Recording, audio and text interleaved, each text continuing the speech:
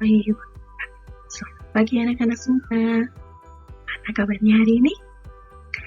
Dan kalian semua dalam keadaan sehat walafiat ya. Nah, bagaimana dengan puasa hari ini? Siapa yang masih puasa? Semuanya masih puasa ya. Ya, puasanya diberi kemudahan dan juga hari. Oke. Hari ini kita akan belajar dengan Bu Citra. Materinya masih sama, yaitu materi di tema 8, keselamatan di rumah dan di perjalanan. Nah, ini merupakan rangkuman materi Bahasa Indonesia tema 8, subtema 3, dan juga tujuan pembelajaran kita hari ini adalah, yang pertama, tanda titik pada singkatan nama.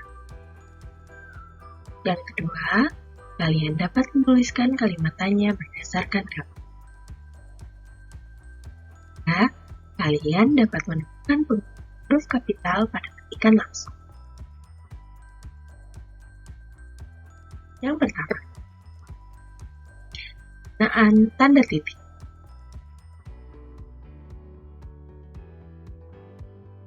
Masih ingatkah kalian dengan aturan penggunaan tanda titik? Nah, coba perhatikan kalimat berikut dengan teliti. 1. Hari Senin sore, Din diminta ibu beli jagung bakar. Nomor 2. Jagung bakar dijual di perempatan tidak jauh dari rumah. 3. Berpesan agar Udin membakar Pak M. Bayu. 4. Pak M. Bayu merupakan tetangga Udin.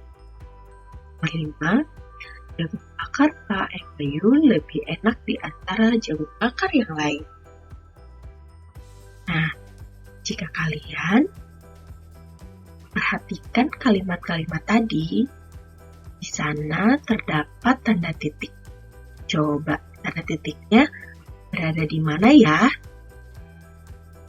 Dan nomor 1 terdapat di akhir kalimat. Begitu pula nomor 2. Ada 4 dan juga nomor. Tapi, selain tanda titik yang berada di akhir kalimat, juga tanda titik berada di singkatan nama orang, yaitu pada nama Pak M. Bayu. Nah, M di sini merupakan singkatan. Mungkin saja nama Pak Bayu adalah Muhammad Bayu, sehingga nama depannya beliau singkat jadi M. Titik. Nah, titik di sini menandakan singkatan dari nama Pak Bayu.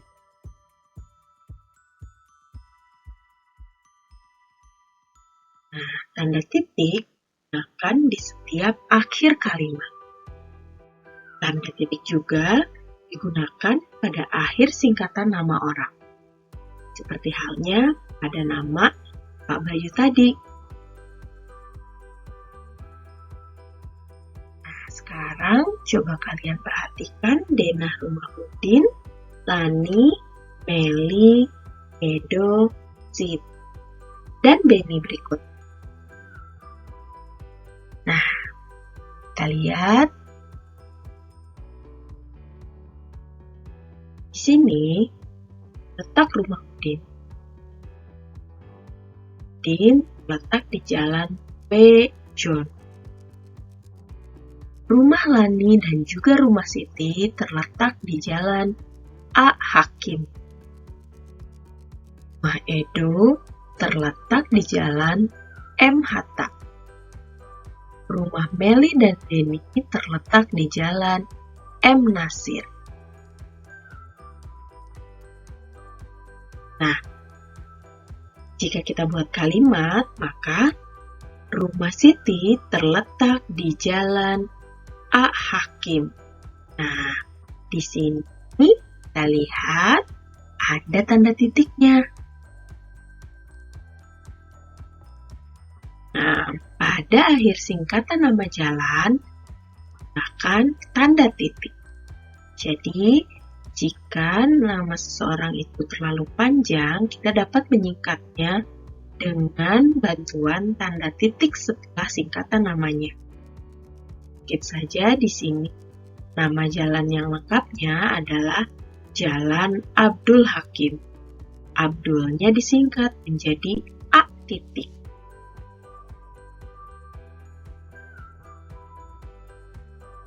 Mari kita temukan kesalahan penggunaan tanda titik pada kalimat-kalimat berikut. Nah, jika dilihat pada 5 kalimat ini, coba kalian perhatikan satu persatu. Adakah kesalahan penggunaan tanda titik pada kalimat-kalimat tersebut? Ya, yang pertama, singkatan dari Jalan A Hakim di sini tidak terdapat tanda titiknya. Nah, dan juga di akhir kalimatnya. Berikutnya pada nomor 2. Nah, Jalan M Nasir tidak disingkat. Di sini seharusnya terdapat tanda titik karena M Nasir di sini merupakan singkatan nama. Berikutnya di akhir kalimat. Nomor 3 pun sama. Jalan W John seharusnya terdapat tanda titik. Begitu pula dengan Jalan M Nasir. Dan juga jangan lupa di akhir kalimatnya. Nomor 4 pun sama. Jalan W John di sini harusnya terdapat tanda titik karena sini merupakan singkatan nama. Nah, jangan lupa pada akhir kalimat juga. Nah, nomor 5 pun sama. Di sini Jalan A Hakim seharusnya diberi tanda titik karena merupakan singkatan nama. Nah, jangan lupa di akhir kalimatnya juga.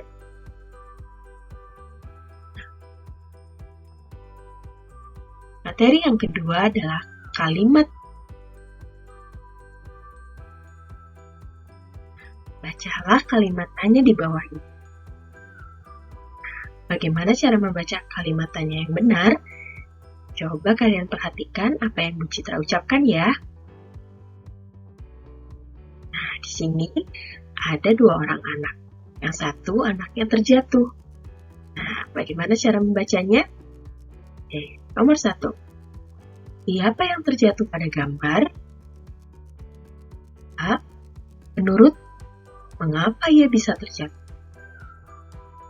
Nomor 3. Di mana ia terjatuh? Nomor 4. Bagaimana caranya agar hal yang sama tidak terjadi kepada dirimu? Nomor 5. Apa yang harus ia lakukan agar tidak terjatuh? Nomor 6. Kapan ia terjatuh?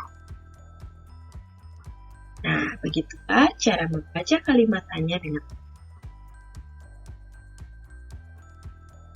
Nah, tentu kalian masih ingat dengan aturan penggunaan tanda tanya, bukan? Nah, tanda tanya digunakan di setiap akhir kalimat. Nah, kalian amati kembali gambar Udin dan teman-teman kerja bakti membantu korban banjir secara teliti. Nah, di sini Udin dan teman-temannya sedang kerja bakti. Nah, kalian lihat di sekelilingnya terdapat kata-kata tanya. Mari kita membuat pertanyaan dengan menggunakan kata-kata sesuai gambar. Nah, kata tanya apa? Kita coba buat kalimat seperti ini. Apa yang dapat kita lakukan untuk membantu korban banjir? Kata tanya yang kedua, siapa saja yang dapat membantu korban banjir? Kalimat tanya yang ketiga, di mana tempat terjadinya bencana banjir? Yang keempat, bagaimana cara kita membantu korban bencana banjir? Yang kelima, kapan terjadi banjir di tempat tersebut? Yang keenam, mengapa dapat terjadi bencana banjir? Nah, buat kalimat tanya harus kita perhatikan kata tanya apa saja yang akan kita gunakan. Apabila kita disuruh mengamati gambar, kita ikuti perintahnya. Dan kita lihat kata tanya apa saja yang terdapat pada gambar tersebut.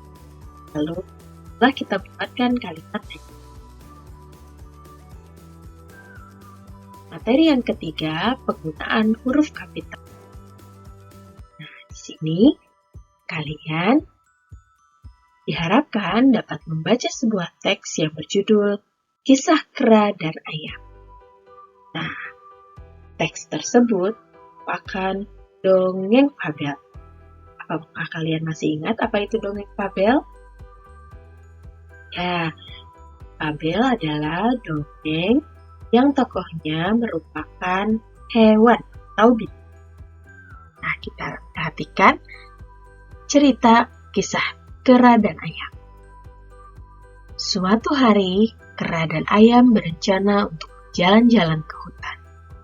Mereka berdua mendapat informasi kalau di hutan itu terdapat banyak pohon buah-buahan yang lezat. Mereka berdua memulai perjalanan sejak pagi. Tapi, tidak sebatang pohon buah pun yang mereka temui. Yang ada hanyalah pohon-pohon yang tinggi dan berdaun lebat. Mungkin kita harus berjalan lebih jauh lagi, kata Kera. Ayam hanya mengangguk setuju. Semakin lama, suasana hutan semakin gelap. Sinar matahari tidak mampu menembus rimbunnya pepohonan. Ayam mulai ketakutan. Kera, kita tersesat. Bagaimana kalau kita pulang saja? Katanya. Kera juga kebingungan. Mana jalan keluarnya? Mungkin ke arah sana, sahut si Kera. Mereka sibuk mencari jalan keluar. Tapi, semakin lama mereka berjalan, semakin jauh mereka masuk ke dalam hutan. Kera meminta maaf kepada Ayam. Kera merasa bersalah karena telah mengajak Ayam berjalan-jalan ke hutan. Padahal, ia tidak tahu jalan keluar dari hutan. Ayam pun memaafkan Kera. Akhirnya, Ayam dan Kera bertemu dengan kepiting. Kepitinglah yang menunjukkan mereka jalan keluar dari hutan. Ayam dan Kera pun selamat sampai ke rumah masing-masing. Cerita ini bersumber dari www.dongengceritarakyat.com. Nah, apakah kalian sudah membaca teks dongeng Kisah Kera dan Ayam teliti? Nah, kita perhatikan kalimat-kalimat berikut dengan teliti ya. Pada huruf kapital digunakan setiap awal kalimat. Huruf kapital juga digunakan pada huruf pertama petikan langsung. Contohnya seperti kalimat-kalimat yang ada di sini. Nah, petikan langsung selalu ditandai dengan tanda petik. Nah, ini merupakan tanda petiknya. Nah, dalam petikan langsung, setelah tanda petik, pasti akan dimulai dengan huruf kapital.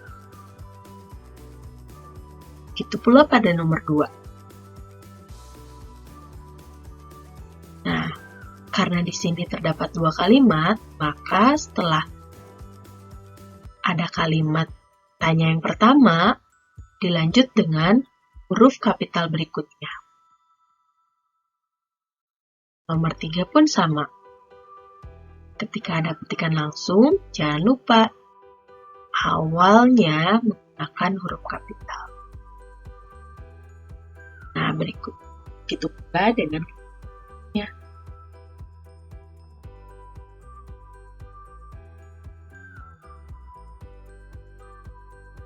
Nah, sekian video pembelajaran untuk hari ini. Semoga materi pembelajaran hari ini dapat kalian pahami ya.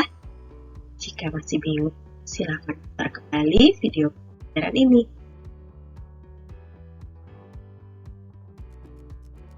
Terima kasih atas perhatiannya. Sampai jumpa di pembelajaran berikutnya. Jangan lupa tetap jaga kesehatan, terapkan protokol kesehatannya. Sampai jumpa. Assalamualaikum warahmatullahi wabarakatuh.